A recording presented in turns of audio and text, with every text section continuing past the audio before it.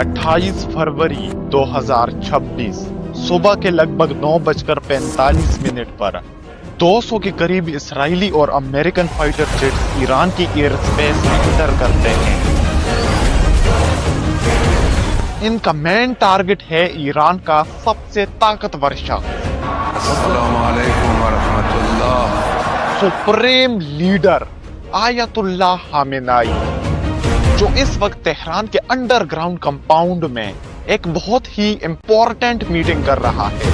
इस कंपाउंड पर इन fighter jets से दर्जनों बंकर बस्टर बॉम्ब गिराए जाते हैं और देखते ही देखते पूरा कंपाउंड आग में बदल जाता है। अपने टॉप कमांडर्स के साथ आयतुल्लाह खामेनेई मारे जाते हैं और यहां से ईरान और अमेरिका की फुल स्केल वॉर शुरू हो गई।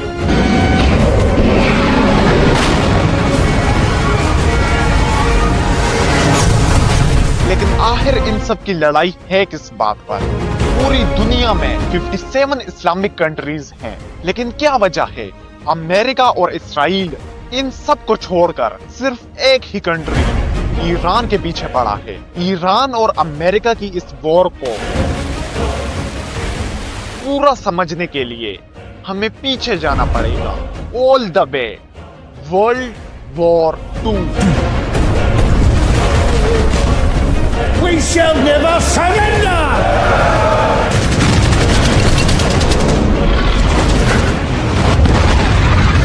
जब पूरी दुनिया जंग में मसरूफ,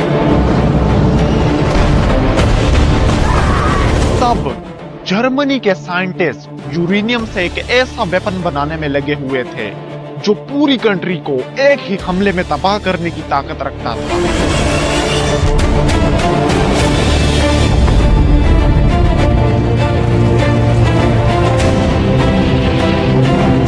इस वेपन का नाम था एटम बॉम्ब। लेकिन इन साइंटिस्ट्स में से एक ऐसा साइंटिस्ट भी था जो चाहता था कि ये न्यूक्लियर बॉम्ब जर्मनी से पहले कोई और बनाए। शायद आप में से बहुत लोग इस साइंटिस्ट को जानते होंगे, Albert Einstein, father of nuclear bomb. It is also the reason my hair is going grey. Einstein खुद एक जिविश फैमिली से बिलोंग करता था और इस टाइम जर्मनी में एक बहुत ही बड़े डिक्टेटर का राज था, हिटलर। हिटलर की जिविश यानी यहूदियों के साथ बिल्कुल नहीं बनती थी।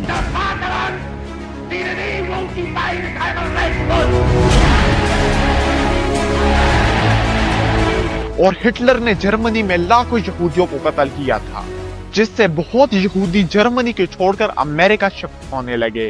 और इसी वजह से अल्बर्ट आइंस्टाइन ने इस टाइम के यूएस प्रेसिडेंट फ्रैंकलिन रूजवेल्ट को एक खत लिखा, जिसमें एक बहुत स्पेसिफिक लाइन लिखी थी, Germany is developing a new type of extremely powerful bomb using uranium that could destroy an entire port in a single strike। यानी कि जर्मनी यूरेनियम से एक ऐसी नई किस्म का पावरफुल बॉम्ब बना रहा है जो पूरी की पूरी बंदरगाह को सिर्फ एक ही टाइम में तबाह करने की ताकत रखता है। और अगर जर्मनी ने यह बॉम्ब पहले बना लिया तो ये अमेरिका के लिए एक बहुत बड़ा खतरा साबित हो सकता है। यूएस प्रेसिडेंट फ्रैंकलिन रूजवेल्ट ने जैसे ही इस खत को पढ़ा तो उन्होंने फौरन यूरेनियम पर सर्च करने के लिए एक टीम बनाई, जिसका काम था atom bomb banana. We have spent more than $2 billion on the greatest scientific gamble in history. It is an atomic bomb. और फिर 3 साल की मेहनत के बाद 16 जुलाई 1945 को अमेरिका ने अपना पहला सक्सेसफुल न्यूक्लियर टेस्ट किया। as a lightning storm.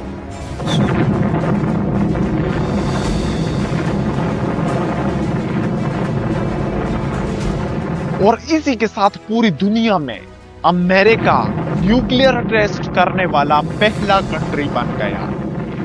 लेकिन दूसरी तरफ at the same time world war 2 अपनी पीक पर पहुंच चुकी थी। We shall never surrender!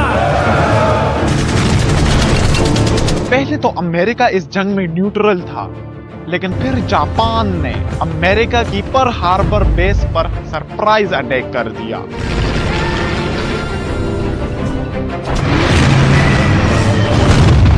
जिसकी वजह से अमेरिका भी इस कोल्ड वॉर 2 में शामिल हो गया। You'll remember this moment for the rest of your life. लेकिन इस जंग में जापान ने अमेरिका की फौज को घुटनों पर ला दिया। Greatest intelligence failure.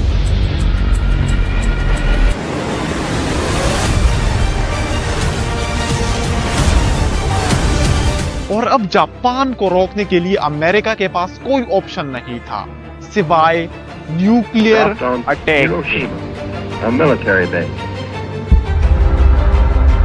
अमेरिका के प्रेसिडेंट हैरी ट्रूमैन एक बहुत ही इंपॉर्टेंट मीटिंग बुलाते हैं जापान पर न्यूक्लियर अटैक करने के लिए, जिसमें अमेरिकन आर्मी के बड़े बड़े जनरल, प्रेसिडेंट खुद और साइंटिस्ट शामिल थे।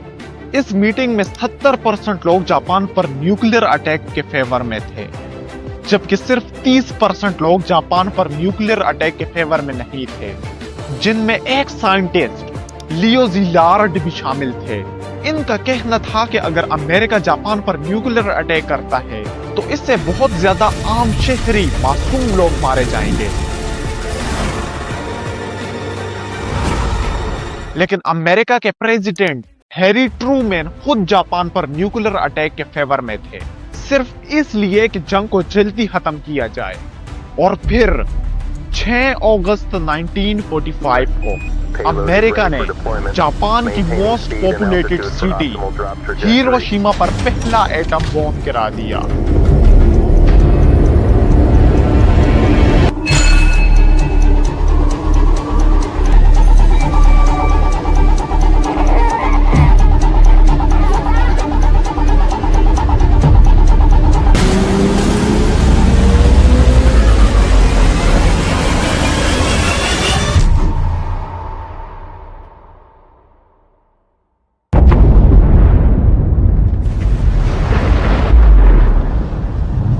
कुछ ही सेकंड में पूरा शहर राख में बदल गया।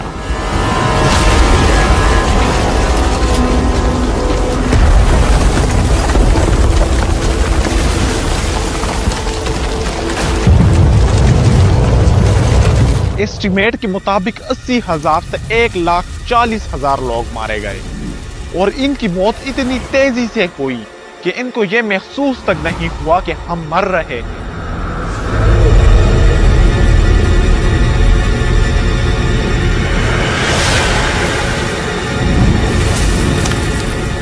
लेकिन इसके बावजूद भी जापान हार मानने को तैयार नहीं था और जंग को जारी रखा। लेकिन यह जापान की एक बहुत बड़ी बेवकूफी साबित होती है, क्योंकि अमेरिका ने जापान पर दूसरा एटम बॉम्ब गिरा दिया और इस बार नागासाकी।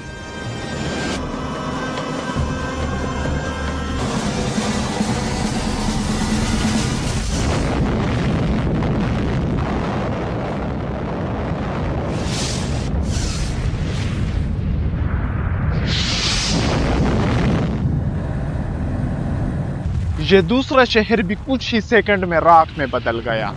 जापान पर हुए इस दूसरे अटैक में एक एस्टिमेट के मुताबिक 40,000 से 70,000 लोग मारे गए। The world would not be the same. Few people laughed. Few people cried. Most people were silent. Now I am become death, the destroyer of worlds. और अब जापान में इतनी ताकत नहीं थी कि वो सुपर पावर अमेरिका के इन न्यूक्लियर बॉम्ब का सामना कर पाए। तो इसलिए 15 अगस्त 1945 को जापान के किंग रेडियो पर ऐलान करते हैं,